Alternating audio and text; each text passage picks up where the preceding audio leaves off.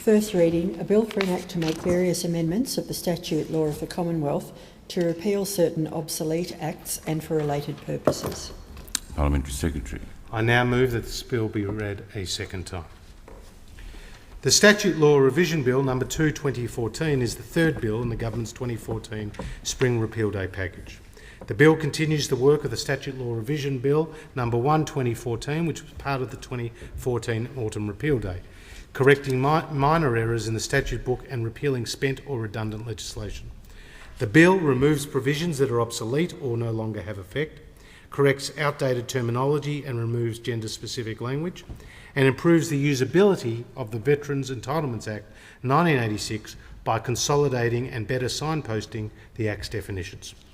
By improving the usability and the accuracy of legislation, the bill will save individuals, businesses and community organisations time and money and has a compliance saving of $420,000. Schedules 1 and 2 to the bill have two main purposes: correcting minor technical errors in principal acts, such as typographical and numbering errors, and correcting errors in amending acts, such as misdescribed amendments. Correcting these legislative provisions helps make the law easier to understand and use. Schedule 3 to the bill updates outdated language in a number of acts in two respects: by replacing the word servant with employee and removing gender-specific language. These changes improve the relevance and inclusiveness of Commonwealth legislation. Schedule 4 to the bill improves the way that defined terms are managed in the Veterans Entitlements Act 1986.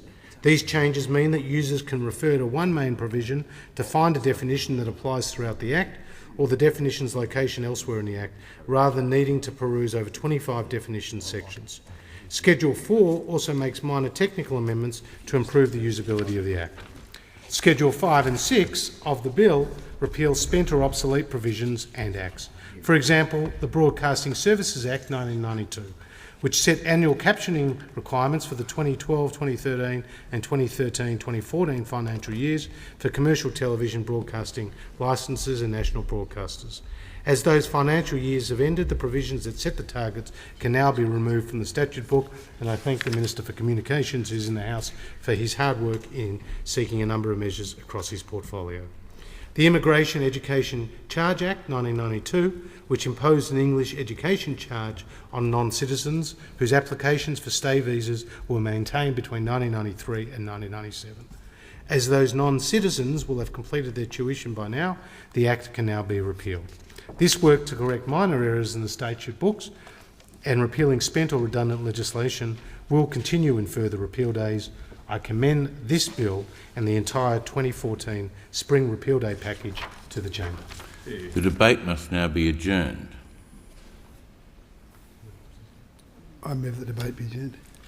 The question is that the resumption of the debate be made in order of the day for the next sitting. I put the motion. Those in favour say aye. Against, nay. I think the ayes have it. Clerk. Minister.